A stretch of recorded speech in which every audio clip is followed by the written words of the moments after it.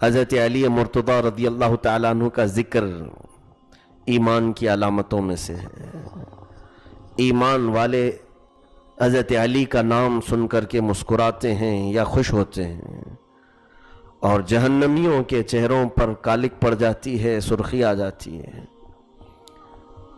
ہم الحمدللہ مولا کائنات شیر خدا کے دربار میں جو کہتے ہیں وہ شاید کوئی اور نہیں کہتا ہو۔ کچھ لوگ ہمیں بلیم کرتے ہیں کہ یہ لوگ ناسبی ہیں، علی مرتضیٰ اور اہل بیت کی محبت ان کے اندر نہیں ہے۔ ان کے اعتبار سے علی کی محبت کا مطلب صرف ماتم کرنا ہے، نہیں میرے عزیزو، ہم تو دعا بھی یوں کرتے ہیں، مشکلیں حل کر شہ مشکل کشا کے واسطے، کربلائیں رد شہید کربلا کے واسطے۔ ہمارے شجروں میں یہ دعا ہے کہ ہم مولا کائنات کے حوالے سے اللہ کی بارگاہ میں اپنی مشکلیں دور کرنے کی التجا کرتے ہیں۔ عزیزان گرامی وقار، اس فاتح خیبر سیدنا علی مرتضیٰ رضی اللہ تعالیٰ عنہ کو فارسی میں جس شاعر نے یوں کہا، قوت مرداں شیر یزداں، قوت شاہ مرداں شیر یزداں، قوت پروردگار، شاہ مرداں شیر یزداں، قوت پروردگار، لا فتح الا علی، لا سیف الا ذوالفقار۔ جس کا مطلب یہ ہوتا ہے کہ مردوں میں اگر کوئی شہنشاہ ہے تو وہ علی مرتضیٰ ہے، شیر یزداں، اللہ کا کوئی شیر ہے تو وہ علی کی ذات ہے، اور جو کچھ بھی طاقت ملی ہے یہ غیبی خدا کی دی ہوئی طاقت ہے۔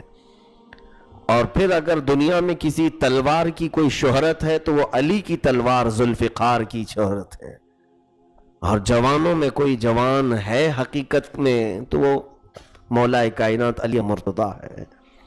عزیزان گرامی، ولادت بھی ایسی ہوئی، اللہ اکبر، پاکیزہ گھرانے میں، پاکیزہ خاندان میں، پاکیزہ نسب میں۔ اللہ رب العزت کو ایسے منظور تھا۔ اسی طرح سے اختلاف روایات اپنی جگہ پر کہ حضرت علی رضی اللہ تعالیٰ عنہ کی ماں فاطمہ بنت اسد جیب حمل سے تھیں،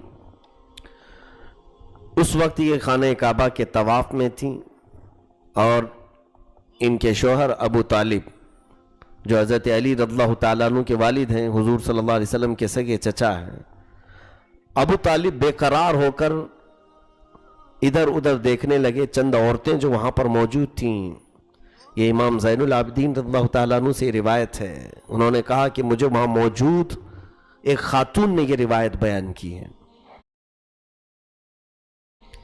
کہ تمہارے دادا ابو طالب گھبرائے ہوئے ہمارے پاس آئے۔ ہم نے پوچھا کہ گھبراہٹ اور پریشانی کس بات کی؟ تو انہوں نے کہا میری بیوی بنت اسد حاملہ تھی اور درد شروع ہو چکا ہے۔ تو گھبرا کر کے کہیں بٹھانے کی کوشش کی گئی تو خانہ کعبہ کا دروازہ کھلا تھا، تو انہیں اندر بٹھایا گیا کہ ہم جلد سے کسی چیز کا انتظام کریں گے۔ تو خواتین کہتی ہیں 4 عورتیں ہم فاطمہ بنت اسد کو لے کر انتظار کر رہی تھیں کہ کوئی مدد آ جائے، فاطمہ بنت اسد کو اس درد زہ میں اٹھا کر گھر لے جایا جائے۔ لیکن وہ خواتین کہتی ہیں جیسے خانہ کعبہ میں داخل ہوئے ایک خوشبو سی پھیلی اور اچانک ایک حسین و جمیل بیٹا تولد ہوا۔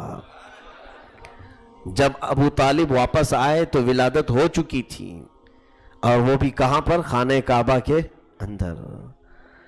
بعض روایات میں مولا علی شیر خدا کی ولادت دوسرے گھر میں بتائی گئی ہے۔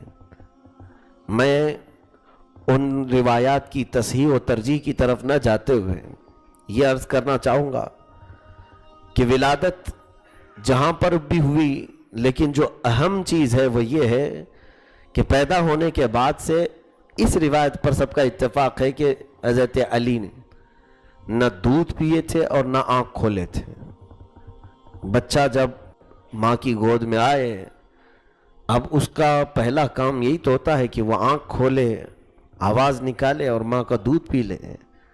صبح سے شام تک ہونے آ گئی، اور جب وہ آنکھ بھی نہیں کھول رہے تھے تو لوگ گھبرائے، ماں بھی گھبرائی، ان کے باپ ابو طالب بھی گھبرائے۔ رسول پاک صلی اللہ تعالیٰ علیہ وسلم کو دوپہر کے بعد خبر ہوئی تھی کہ ابو طالب کے گھر میں ایک بچے کی ولادت ہوئی۔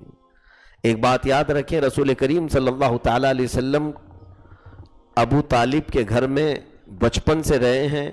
حضور خود فرماتے ہیں ابو طالب کی بیوی فاطمہ بنت اسد میری دوسری ماں کی طرح میری پرورش کی۔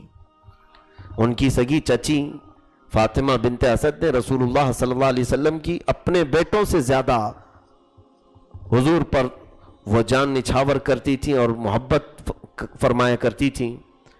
تو حضور صلی اللہ علیہ وسلم کو بڑی خوشی ہوئی کہ چچا ابو طالب کے گھر میں بیٹے کی ولادت ہوئی ہے۔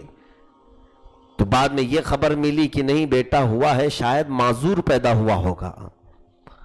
معذور ہے کہ آواز نہیں کرتا، آنکھ نہیں کھولتا اور کچھ کھاتا پیتا نہیں، یعنی دودھ نہیں پی رہا ہے۔ تو رسول کریم صلی اللہ تعالیٰ علیہ وسلم اس نومولود بچے کو دیکھنے کے لیے آئے۔ جب یہ فاطمہ بنت اسد کی گود میں تھا، اللہ کے حبیب صلی اللہ تعالیٰ علیہ وسلم نے اپنے گود میں لیا۔ جب رسول کریم صلی اللہ تعالیٰ علیہ وسلم نے اپنے منہ سے اپنا لعاب پاک نکال کر حضرت علی کی زبان پر رکھا، تو جیسے ہی حضور نے اپنی انگلی رکھی انہوں نے چوسنا شروع کیا، اور لعاب پاک جب ان کے منہ میں گیا تو سب سے پہلے آپ نے آنکھیں کھولی اور جلوہ رسول کو دیکھا۔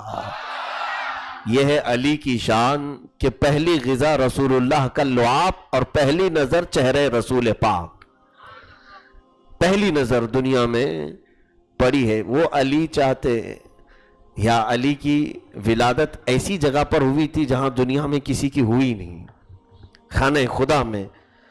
وہاں آنکھ کھولتے تو کعبہ سامنے تھا۔